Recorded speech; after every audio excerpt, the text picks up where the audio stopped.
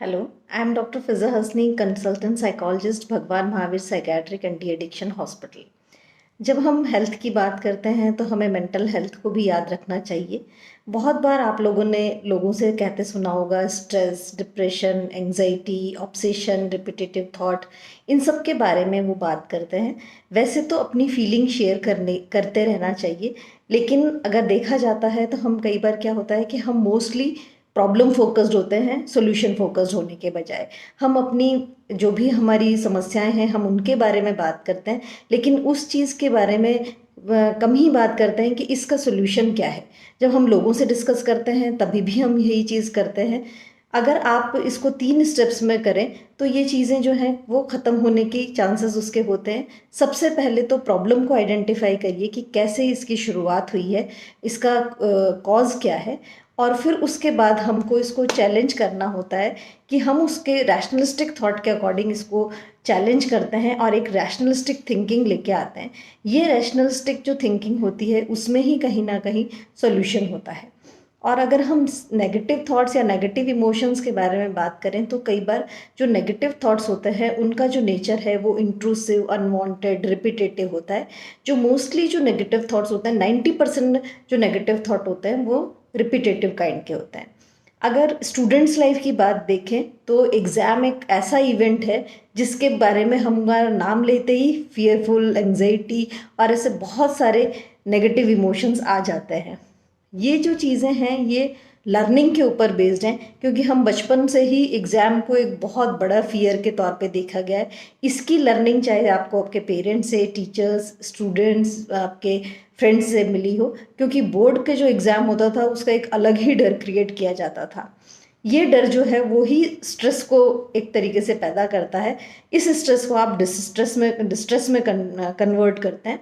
Stress के बहुत सारे कॉजेज़ हो सकते हैं। एग्ज़ाम एक कॉज है, family circumstances, financial, relationship issues होते हैं, कई बार ऑक्यूपेशनल डिमांड्स होती हैं, फ्यूचर प्लानिंग्स होती हैं, कॉन्फ्लिक्ट्स होते हैं, और भी बहुत सारी ऐसी चीज़ें होती हैं जो कि स्ट्रेस को क्रिएट करती हैं।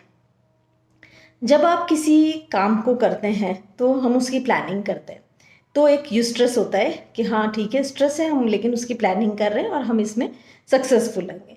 अगर उस काम में आप सक्सेसफुल नहीं होते हैं तो स्ट्रेस होता है। यहाँ आपको आपके थॉट्स, फीलिंग और बिहेवियर, इन तीनों चीज़ों का कनेक्शन समझना होगा। ये एक ट्रायंगल है कि थॉट जो है वो फीलिंग को क्रिएट करते हैं और फीलिंग जो है वो बिहेवियर को क्रिएट करती है। इनमें से आपको, इस तीनों ट्रायंगल में से किसी एक चीज़ को अगर आप ठीक करने की कोशिश करते हैं तो बहुत हद तक आपको उस चीज़ का सोल्यूशन निकल जाता है। कि अगर आपका थॉट नेगेटिव हुआ तो डेफिनेटली आपको फीलिंग जो होगी वो नेगेटिव आएगी, और फीलिंग जब नेगेटिव आएगी तो डेफिनेटली आपका बिहेवियर भी उसी के अकॉर्डिंग होगा। तो फीलिंग है उसको, उसकी फ्रिक्वेंसी को, उसको बुरा लगने की फ्रिक्वेंसी को थोड़ा सा रिड्यूस करने की कोशिश कीजिए कि वो हम बहुत लंबे टाइम तक उसी एक नेगेटिव सिचुएशन के अंदर या एक नेगेटिव फीलिंग के अंदर नहीं जाए, उसको हम कोप करें और उससे ओवरकम होने की कोशिश करें।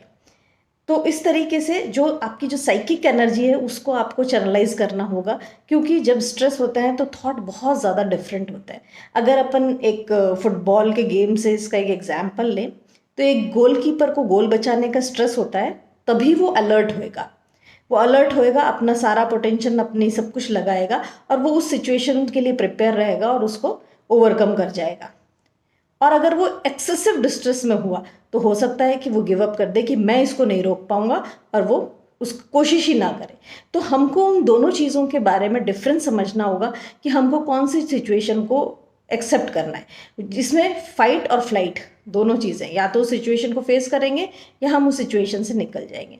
लाइफ ने आपको कभी भी गारंटी नहीं दी है कि life is bed of roses, या आप इसके अपने सक्सेस, अपने फेलियर होंगे। यहाँ आपको इस नेगेटिव सिचुएशन से कोप करना होगा। कुछ चीज़ें हैं जो हमको डेवलप करनी होंगी, जैसे सेल्फ अवेयरनेस है कि खुद को पहचानिए, आपके अपने पोटेंशियल को पहचानिए कि आपके अंदर कितना पोटेंशियल है, आप उसको, अपने आपने क्या गोल सेट करा है, वो गोल रियलिस्टिक है या नहीं है। What is the measurement of happiness for you, कि हो सकता है आपने उसका मेजरमेंट बहुत बड़ा कर रखा हो सकता है कि बहुत आपके लिए उसके मायने कुछ और हों। तो what is the meaning of happiness and what is the measurement of happiness, ये भी आपको देखना पड़ेगा।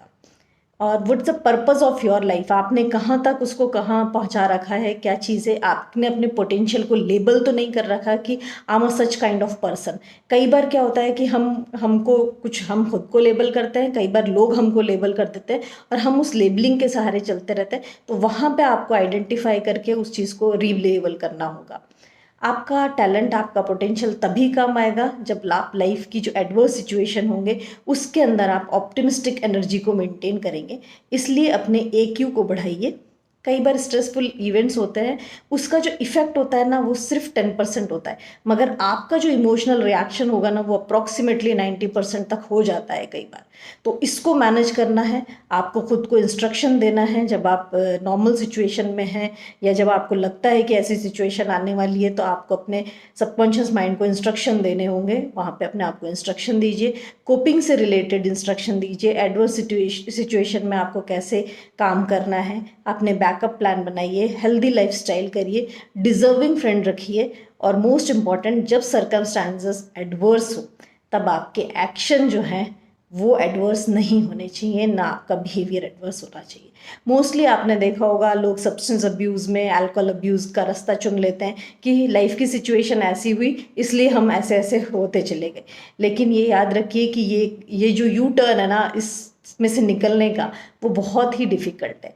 जब भी आप स्ट्रेस में हो अपनी आँखों को बंद करिए और एक आसपास के जो भी साउंड वॉइसेस हैं उनको सुनिए। तो आप बहुत रिलैक्स फील करेंगे, ये आपको सूदिंग दिखेगा। आपको ये इसको अप्रॉक्सीमेटली इस एक्सरसाइज को अप्रॉक्सीमेटली 5 to 10 मिनट्स तक करिएगा, क्योंकि जब आप इसमें अपने आप को इसमें करेंगे आप रिलैक्स हो जाएंगे, प्रेजेंट सिचुएशन में चले जाएंगे। एग्ज़ाम की प्रिपरेशन के लिए आपको अपने आप को प्रिपेयर करिए, नोट्स बनाइए, अपने टीचर्स से कांटेक्ट में रहिए। और देखिए क्या है कि जब हम कोई भी चीज़ करते हैं हम प्रेजेंट मोमेंट के अंदर करते हैं। जिस तरह की माइंडफुल मेडिटेशन हमको प्रेजेंट मोमेंट में जीना सिखाता है, रहना सिखाता है, तो इसलिए प्रेजेंट मोमेंट में रहिए। पास्ट इज़ गॉन, फ्यूचर की प्लानिंग करेंगे, फिक्र नहीं। Stay safe, stay healthy.